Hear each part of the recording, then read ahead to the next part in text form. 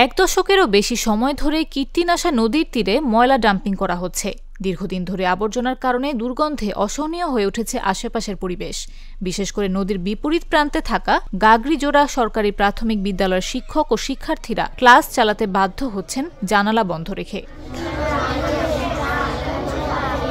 বিদ্যালয় সূত্রে জানা গেছে, একসময় এখানে শিক্ষার্থীর সংখ্যা ছিল ৩ শতাধিক, কিন্তু ময়লার দুর্গন্ধ ও দূষিত পরিবেশে শিক্ষার্থীর সংখ্যা বর্তমানে মাত্র ৮১।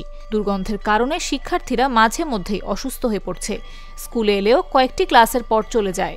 যে ময়লা যে ফালাইতেছে, এই দীর্ঘদিন ধরে এই ময়লায় দুর্গন্ধ এবং খারাপ গন্ধ ঠন্ধ আহে, এবং এই যে বৃষ্টির দিনে এই যে নদীতে এই ময়লার আবর্জনা সব নদীতে আহে, তখন আমাদের গোসল করতে সমস্যা হয়। আমরা গোসল করি, অজু বানাই, তারপর এই পানি নিয়ে আমরা পাক ঠাক করি। এই জাতীয় অনেক সমস্যা আমাদের দীর্ঘদিন ধরে চলতেছে। আমরা গন্ধে টেকতারি না, গন্ধে লেগে পেট উঠলে নাকে কাপড় দিয়া ঘরে থাকতাম, অনেক সমস্যা হয়ে যায় এই গন্ধে। আর এই পোলানের রোগ জমিয়ে গেছে এই গন্ধে, আমাকে অনেক সমস্যা হয়ে যায় থাকতে। এদিকে ময়লার দুর্গন্ধ নদীর পানি ব্যবহার করে দিন দিন অসুস্থ হয়ে পড়ছে স্থানীয়রা। আর শিক্ষকরা বলছেন, দুর্গন্ধের কারণে ক্লাস নেওয়া খুবই কঠিন। অনেক শিক্ষার্থী ক্লাসরুমে বসতে পারছেন না। স্কুলের পাশে নদীর ওই পারে অনেক ময়লা ফেলায়, প্রচণ্ড গন্ধ। এই গন্ধতে আমাদের মাথা ব্যথা করে। আর ওইটার জন্য আমরা কোনো সময় ক্লাস করতে পারি না, আমাদের দুর্গন্ধ স্কার্ফ দিয়ে মুখ ঢেকে রাখা যায়। এখানে আমরা ভাত খেতেও পারি না। আমরা চাই ময়লার ভাটাটার জন্য সরে যায়।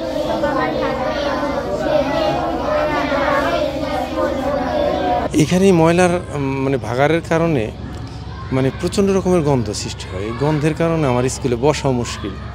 বাচ্চারা তো বসতেই পারে না, জানালা আটকে আমাদের ক্লাস করতে হচ্ছে। এই অন্ধকারে ক্লাস করা একটা ঝামেলা।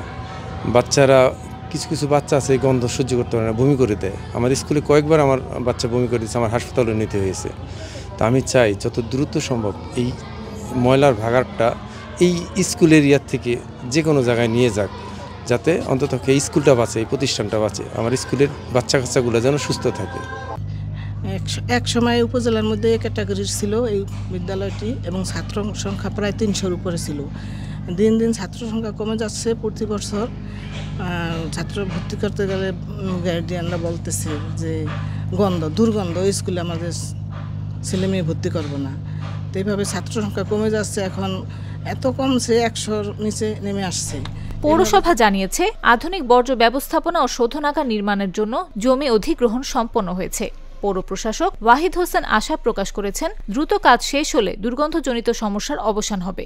কোটাপাড়া ডাম্পিং স্টেশনে শরীয়তপুর পৌরসভার বর্জ্য আসলে বিগত 7 বছর ধরে ডাম্পিং করা হয়।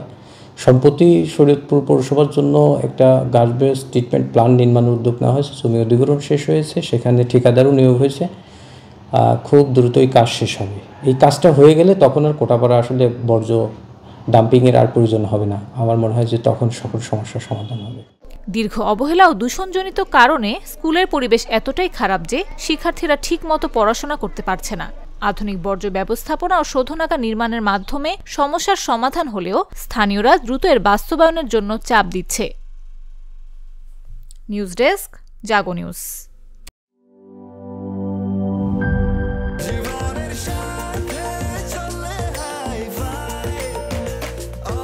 স্বাস্থ্যকর অল টাইম, সব সময় অল টাইম হেলদি লাইফ।